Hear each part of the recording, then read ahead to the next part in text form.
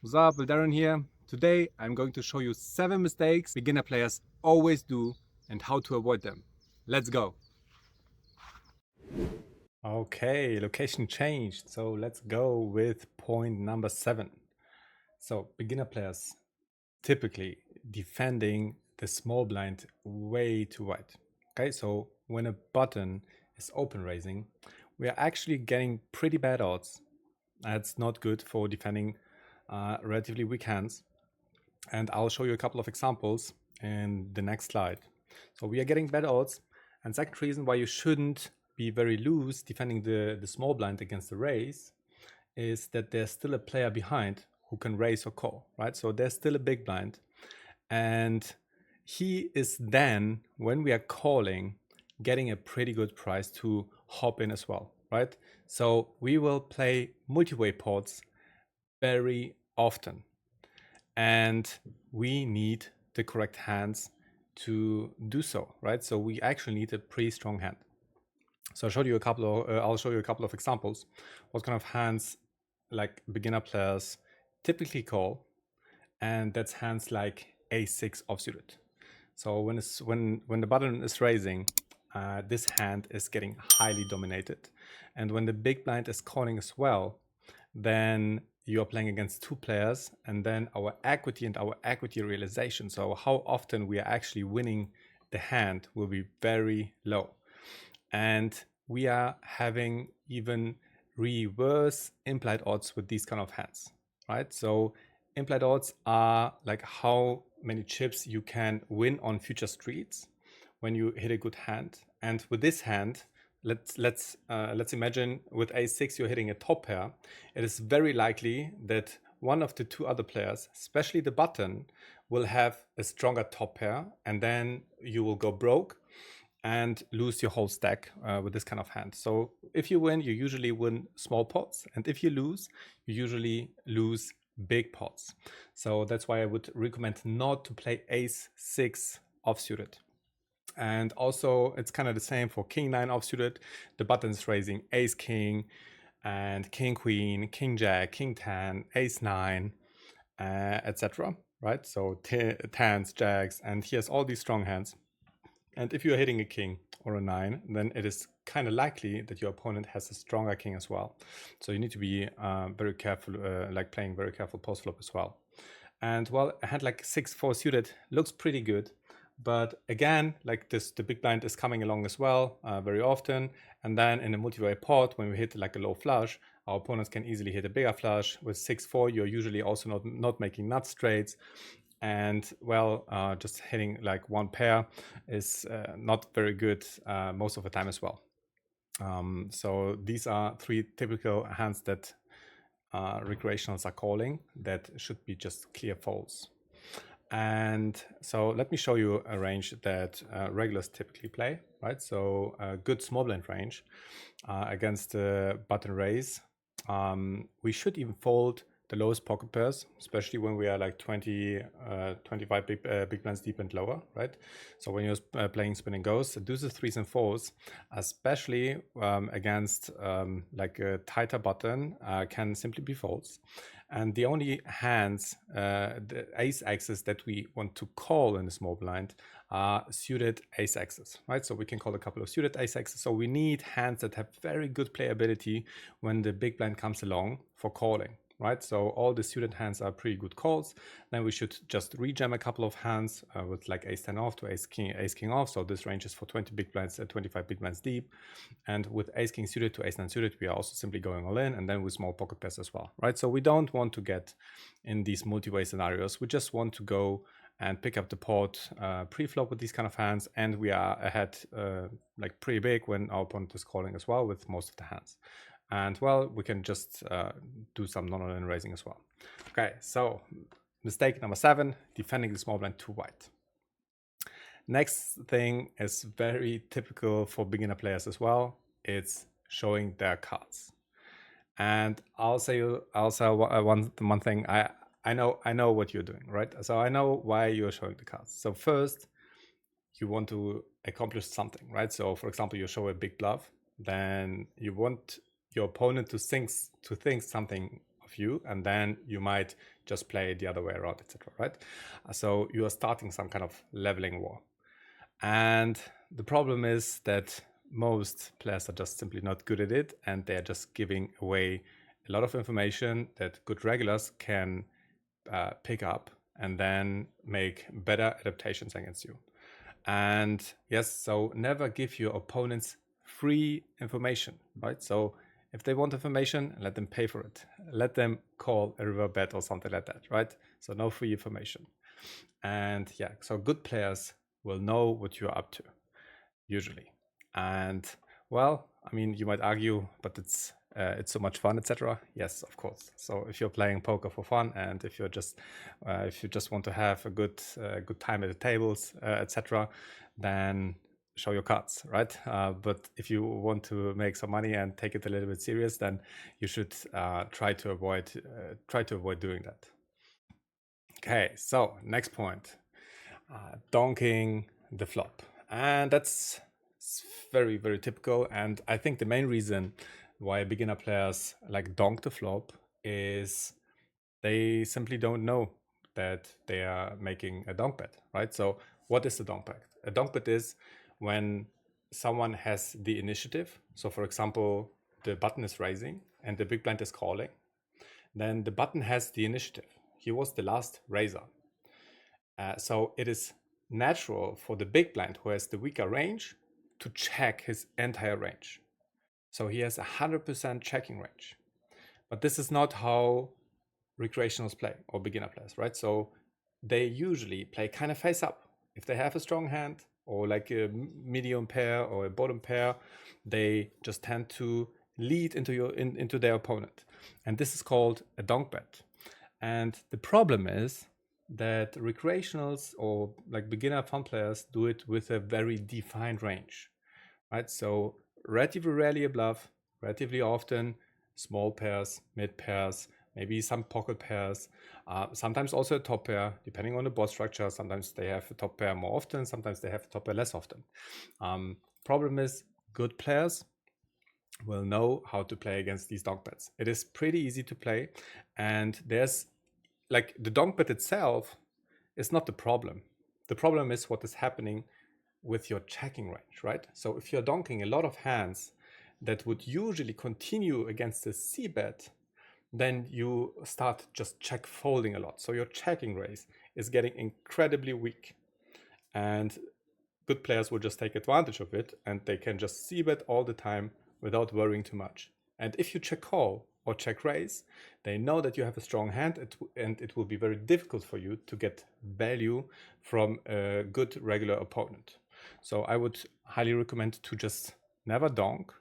I mean, theory-wise, there are some situations where donks should be implemented, but even then, like implementing them correctly is kind of tough, and I would just simply avoid it all along, right? So just never donk, and you're good to go. Okay, so next point, limping from the button. So we should never limp the button. We should always raise the button. And there are a couple of reasons for that, right? So first reason, the button always has position, and having position is huge. So we have always a little bit of an informational advantage. So we have a range advantage. We have the strongest range usually from the button. So everyone folded, we are first in, we are open raising, and we only want to invest chips when we have a strong hand, because we didn't post a blind, right? So we didn't post a big blind or a small blind, so we don't have any incentive to play marginal hands, right? So we don't get good odds for limping. Our odds are actually pretty bad, right? So we haven't invested anything, and we always want to start the pot with a raise, not with a call. And yeah, so we prefer to play, that's also very, very important point. So we prefer to play heads up pots, even with aces. So we don't really want to play against the small blind and the big blind, because then we are up against 4 cards, not 2 cards. So with aces, then they have like a lot of outs, like together they have a lot of opportunities to basically suck us out, right? And that's where all these stories come from, right? So, oh yeah, I had the aces and then he sucked me out, etc. Yeah, well, maybe you should have raised.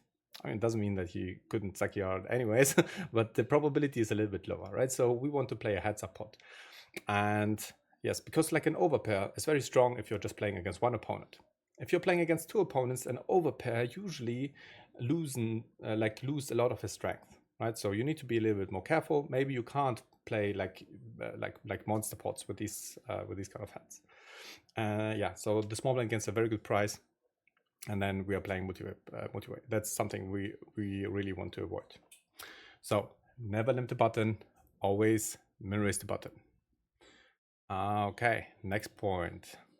Yes, so mistake number 3, folding too much in a heads up small blind. Okay, so this is especially for spin and go players or MTT players that are now heads up. Don't fold your small blind. And this is how fish play, around 65 to 75% of hands.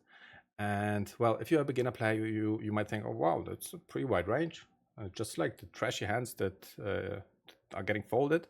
Well, that's true, but the thing is, we should actually play even GTO wise, so game theory optimal, at over like 8 or 9 big blinds. We play around 95% of our hands, and in reality, we should play even 100% of our hands against most opponents, and I'll explain you why. So this is how fish play, and so avoid folding these hands. You should limp these hands against almost everyone. There are some exceptions, and I'll tell you what the exceptions are. So this is a range that should be played, right? So this is how regulars play against recreationals. And so basically raising the top range and limping the medium range. So we can be very, very straightforward. And you see like this range is not getting folded. This range is getting limped, and we are just folding to an ISO. So if our opponent is isolating us, is raising preflop, we're just folding these hands. But we are getting a pretty good price, and we are in position the whole hand, right? So even if we have a hand like A3 off, it's not making us a ton of money, but it's making us a little bit of money. And well, always when we fold, we actually lose this amount that we should have won over the long run, right? So over the long run, it is very important to play a very high VPIP, right? So VPIP is basically how many hands we are playing, and we should really play basically 100% of hands when we are heads up. Even more true for entities when there's antis in play, right? When there are antis in play, you have even more incentive to play a lot of hands.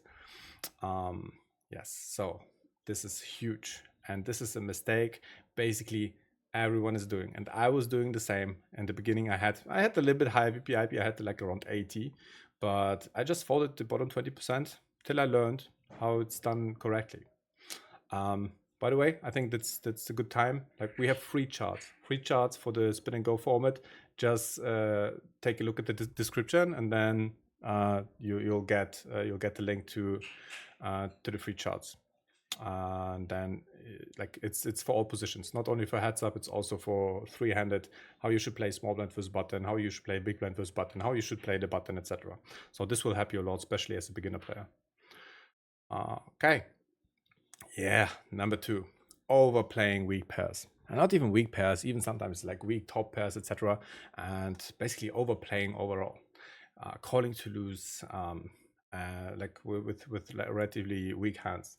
So fish. So this is how, like our fishy friends. This is how regulars call like more beginner players, and so they are often emotionally attached to certain hands, right? So pre-flop, a hand can be very good, but a good hand pre-flop can get very bad post-flop, right? And that's very true for like unpaired hands. For example, ace king, right? So you raise ace king and the big blind is calling, and then there's jack 7-8. Well, ace king is not that strong anymore, right? So you can hit the king or an ace, but usually if your opponent has a pair, you're drawing quite thinly and you have relatively low equity. So we shouldn't play a big pot with these kind of hands. Or you're raising pocket jacks, and then there's on the flop ace, king, 5, right? So if your opponent has a king or an ace, then you are basically almost drawing that, or like you have just around like 5% equity. And yeah, so just having 2 outs and then playing big pots is not the thing that we should do. But let me give you an example. Okay. Okay, so in this example, I have 7-4 suited, and my opponent is limping. My opponent is limping, and I'm checking back. And I check the flop, and he's checking behind. And on the turn, I have a pretty strong draw, right? So I have a every 5 is giving me a straight, every flush with the diamond. So I bet with the plan to make my opponent fold some overcards. Maybe he has Jack 10 or something, right? So I bet even pot size. I think it's not even necessary. I think just a 1BB bet will do the job. And well, what my opponent is doing is he's raising quite big. If I wouldn't have such a strong draw, I would fold a lot here, right? So I would fold every 6. If I would bet a 6, I would fold every 3, every deuce. I would probably not fold a 9 here, right? So a 9 would I would still call down, because his line kind of don't make too much sense. So I'm calling, and on the river I'm hitting the flush. Well, I'm not too afraid of full houses. Maybe he has 9s or 6s, but this will be kind of rare. And I was a little bit afraid that my opponent is just like checking back, maybe even a hand like as strong as a 9, right? So I went for the all-in, and my opponent called. I remember this hand. He just like snap called this hand, and he ended up having pocket 8s, right? So I think in his shoes I would have just see with the flop, and well, against my pot size bet, he should just call and don't raise, right? I mean, now he was like kind of right, because I had a draw, but I could easily have a 9. I could easily have a straight, right? So I think there's really no need to raise the 8s. And well, if I play my hand as I play it on the river, when I jam, I can have a 3 that beat him. I can have a 9 that beat him, and I can have flushes, right? So it is very, very hard to find enough bluffs now on the river that my opponent can justify this call, right? So yeah, this is a pretty good example. They can't let go of pretty strong hands. So if they have jacks and there's an ace, they can't fold the jacks. They have queens and there's an ace, they can't fold the queens, right? So if they have an a6 and there's an ace and they have a top pair, they will never let go of this hand, right? So this is a pretty big mistake and very, very costly over time. So be careful, don't overplay your hands. And okay, so let's go to the next point. Last but not least, calling draws against the odds. So fun players, beginner players, they don't take odds and outs into account. And they are paying way too much to chase their draws. And well, then this is something that regulars take a lot of advantage of, and they're just betting big because they know you're calling your draws anyways, right? So you will so they will put you into very tough decisions, and you'll make the calls just way too often. But let me show you an example what I mean, right? So for example, you have 8-6, and the flop and turn comes 10-9-5. So on the flop 10-9-5, and on the turn there's a deuce. And on the flop you're checking, your opponent is betting, and you're calling the flop, right? So you have a gut shot and 2 undercards to the 10 and the 9. So your cards, like your 8 and a 6, they might be live against, for example, you against an ace king. You could also hit an 8 or a 6. But usually if your opponent just has a pair, for example, a pair of 9s, a pair of 10s, or an overpair, you only have 4 outs, right? So even though that we have only like some outs against stronger hands, it is okay to call a small flop bet, right? So let's say you're playing heads up in a limp pot and your opponent is betting a 1BB bet. You can call a small bet on a flop. That's totally fine because you have implied odds, right? So if you hit a 7, preferably not a 7 of spades, because then your opponent can have a flush, right? They can have stronger, of course, then also stronger straights, but on the flop you can still like call kind of wide with your gut shots, etc. Especially when these are 2-card gut shots. However, you can never call a bet on the turn, and this is where the mistakes are getting made. Calling these turn bets will cost you a lot in the long run, right? Even if you sometimes hit the 7 and then you win the hand against your opponent, you win a big pot. Like let's say in 9 out of 10 times you'll just lose the bet on the turn, and maybe you even hit the 8 or a 6 and you make another bad call on the river, and then you're losing a huge pot 9 out of 10 times. And this like 1 out of 10 times you're hitting a straight and you're winning. And well, it feels good to win and chase the draws and win, and this is something you might remember. And then yeah, that's not a good thing, because you might do this mistake all over again if you don't even know that this is a mistake. And so try to avoid it. It's simply a fold on the turn, even to a small bet, right? So even a half pot bet or something, easy fold. I would fold it even to another 1BB bet, right? Because our equity on the flop is kind of big, it's kind of high, right? So we have decent equity on the flop because the equity is always from flop to river. But from turn to river, we only see one more card. Our equity against the pair is very low. So we are winning only in around like 10 to 15% of the time. And this is not something we want to be in, right? If you want to see me playing some spinning goes in action, then click on this direction. Click on this video, and then you can watch a nice live play. See you. Bye bye. Subscribe.